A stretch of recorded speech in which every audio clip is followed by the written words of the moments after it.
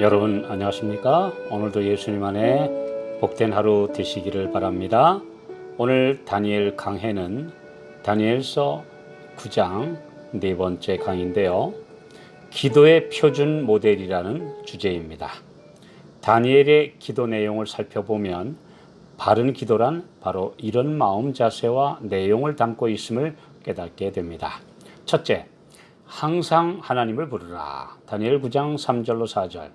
주 하나님께 기도하며 간구하기를 결심하고 내 하나님 여호와께 기도하며. 다니엘은 항상 주님을 내 하나님으로 모시고 있었습니다.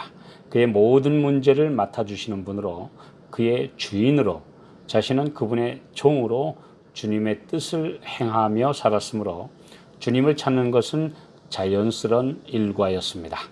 다리오 왕도 6장 16절에 보면 너의 항상 섬기는 네 하나님이 너를 구원하시리라고 말했는데, 이것은 그의 주변 사람 모두가 그의 신앙이 그의 일상생활임을 익히 보고 알고 있었음을 말해줍니다. 두 번째, 자신과 백성의 죄와 불순종을 자백함. 다니엘 9장 5절 6절. 우리는 이미 범죄하며 패역하며 행악하며 반역하여 주의 법도와 규례를 떠나싸우며 우리가 또 주의 종 선지자들이 주의 이름으로 우리의 열왕과 우리의 방백과 열조와 온 국민에게 말씀한 것을 듣지 아니하였나이다. 우리가 재난과 재앙을 만나는 것은 주님의 규례와 법도를 어겼기 때문입니다. 하나님이 벌 주신 것이라기보다 정로를 벗어난 자연스러운 결과입니다. 하나님의 주권을 표현하기 위해 하나님이 하셨다라는 표현이 많은데, 사실은 규칙을 어긴 결과를 사람들이 겪는 것입니다. 그래서 모든 책임은 불순종한 자신과 동족들에게 있음을 고백하고 있습니다. 세 번째, 죄의 결과로 오는 수치. 다니엘 9장 7절. 주여, 공의는 주께로 돌아가고 수욕은 우리 얼굴로 돌아오미 오늘날과 같아서 유다 사람들과 예루살렘 거민들과 이스라엘이 가까운 데 있는 자나 먼 데 있는 자가 다 주께서 쫓아보내신 각국에서 수욕을 입어 싸우니 이는 그들이 주께 죄를 범하였음이니이다. 유다 백성들의 범죄와 타락으로 만국과 쓰라린 굴욕을 당하게 되자 이방 족속들은 유다의 하나님을 모욕하고 조롱했습니다. 그 당시 역사의 기록을 보면 전쟁을 신들의 싸움으로 묘사한 적이 많았습니다. 하나님을 믿노라고 하는 사람들의 죄와 그로 인한 형벌로 인해 하나님께 욕을 돌리게 되고 만 것이죠. 그러나 다니엘은 이 모든 수치와 멸시는 다 우리가 당해 마땅하다고 말하고 있습니다. 주님의 더럽혀진 명예에 대한 가슴 아픈 책임감을 절실히 느끼는 것이 하나님의 참된 종들이 가져야 할 태도입니다. 어떤 경우에도 주님은 의로우시다고 그분을 옹호하는 올바른 모습입니다. 네 번째, 주님의 자비에 매달림. 다니엘 9장 9절. 주 우리 하나님께는 긍휼과 사유하심이 있사오니 이것은 주님께서 친히 선포하신 그분의 품성과 약속을 믿고 주장하는 것입니다. 출애굽기 34장 6절. 여호와루라 여호와루라 자비롭고 은혜롭고 노하기를 더디하고 인자와 진실이 많은 하나님이로라는 이런 말씀에 전적으로 의지하고 매달리는 어린이 같은 단순한 믿음입니다. 이것이 다니엘이 가지고 있었던 기도의 표준 모델의 네 번째 내용입니다. 다섯 번째는 예루살렘 성과 성소의 회복을 간구하는 것입니다. 다니엘 9장 16절로 17절.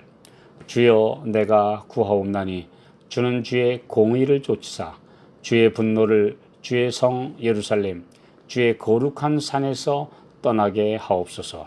이는 우리의 죄와 우리의 열조의 죄악을 인하여 예루살렘과 주의 백성이 사면에 있는 자에게 수욕을 받음이니이다. 그러하온즉 우리 하나님이여 지금 주의 종의 기도와 간구를 들으시고 주를 위하여 주의 얼굴빛을 주의 황폐한 성소에 비추시옵소서. 다니엘의 모든 마음과 관심의 초점은 예루살렘과 성전이었습니다. 그는 하루 3번씩 예루살렘을 향하여 열린 창에서 기도하였습니다. 오늘날 성도들의 모든 삶의 방향은 하늘 새 예루살렘과 예수님이 마지막 중보하시는 지성소를 믿음으로 바라보고 그 안에 참여하는 것이 되어야 합니다. 죄의 도말과 정결이 이루어지면 영광의 재림이 임할 것이기 때문입니다. 6번째, 그리스도 우리의 의. 다니엘 9장 18절. 우리가 주의 앞에 간구하옵는 것은 우리의 의를 의지하여 하는 것이 아니요 주의 큰 긍휼을 의지하여 하며니. 간구자의 바른 자세는 자신의 의나 선행 또는 업적을 티끌 속에 던져버리는 것입니다.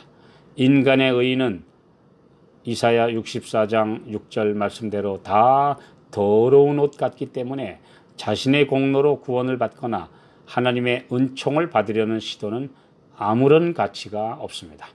비록 구약시대 그림자와 표상으로 그리스도의 십자가가 희미하게 예시되었지만 이를 통해 참된 구원의 도리와 믿음으로 의롭게 되는 진리를 깨달을 수 있었고, 다니엘 선지자는 기도자의 마음 자세를 모본으로 보여주었습니다.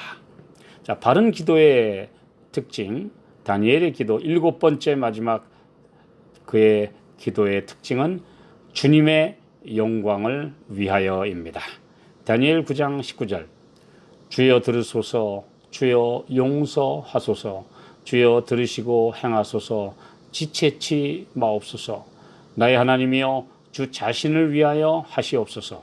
이는 주의 성과 주의 백성이 주의 이름으로 일컫는 바 됨이니이다. 모든 그리스도인의 삶의 목표는 하나님께 영광을 돌리는 것입니다. 사도 바울은 고린도전서 10장 31절. 그런즉 너희가 먹든지 마시든지 무엇을 하든지 다 하나님의 영광을 위하여 하라고 권면합니다. 이런 기도가 응답받는 기도입니다. 우리가 오직 하나님께 영광 돌리는 것을 최고의 목표로 삼을 때 우리 자신의 죄와 교만은 사라지게 되며 주께서 받으실 만한 제사를 드리게 됩니다. 다니엘이 드린 기도는 기도의 7가지 원칙을 잘 보여주고 있습니다.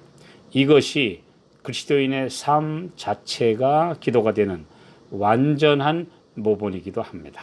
우리는 이런 기도를 주님 앞에 드린다면 우리 모두도 응답받는 기도의 경험을 얼마든지 맛보시게 될 것입니다.